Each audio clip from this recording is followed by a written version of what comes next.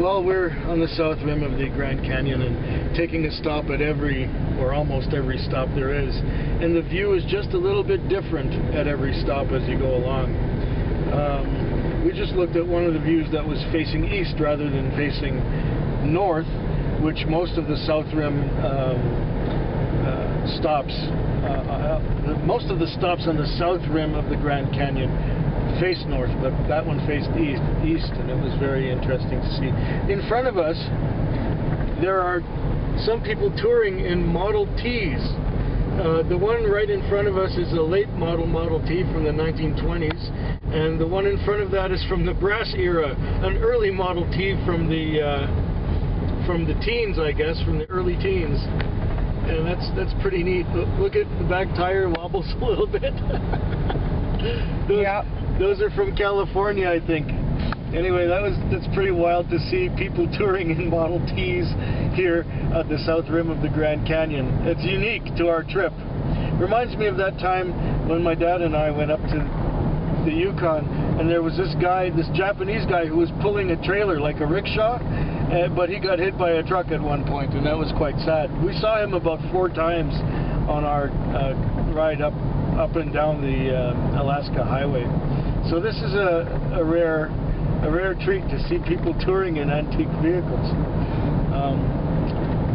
It's a little bit rainy today, so the canyon might not look as spectacular as it would in the sun. However, I do have some photographs that I took 12 years ago of the canyon in February, when there were fewer tourists and the sun was brighter, but it was colder naturally. I might insert a few in this video.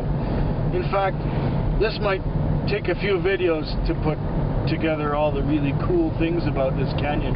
I think I'll interject a few here where I'm talking, because there was a lot of wind noise, and with all the wind noise you couldn't really hear what I was saying if I was saying anything.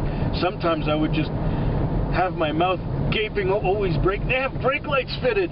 Oh, how cool! Following Model Ts. How often do you get to do this?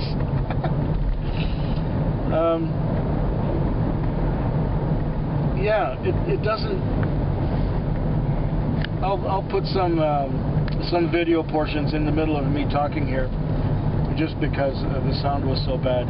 Now we're heading from the east to the west of the park, and what I found really amusing is that there was one of those yellow caution signs on the side of the road with a cougar on it.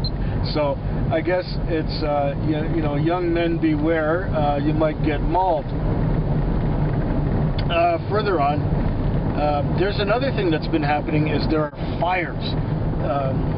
There are these little fires going on all over the park, and I think they're controlled because they have on the sign saying "Do not report." So that's, you know, you see blackened stumps, and whoa, the T's are stopping. The T's are stopping. Look at this. Okay. Is that cool or what? Oh, they're stopping to look at the forest. Anyways, there are these little fires going off all over the place, and there are these signs saying "Do not report." And we're still in the dark about what these fires are for. I'm thinking that they're just burning off the underbrush now that it's kind of dampish and not in the middle of the summer with 130-degree weather and dryness. And I think they're burning that off so that there isn't a lot of underbrush that will catch fire when it's really hot and then burn everything. So I think they're doing, you know, controlled little burns here and there so it doesn't all go off. There's a Kaibab Trail, shuttle bus only. Okay, we're not allowed to go in there. So we can't go to the shuttle bus trail, or the whatever that thing's called. We're not allowed in there. Only with the bus. Wrap it up quick. Why? You getting tired? Yes. Oh, sorry. Fat quick. Fat quick. Fat quick. Fat quick. Fat quick.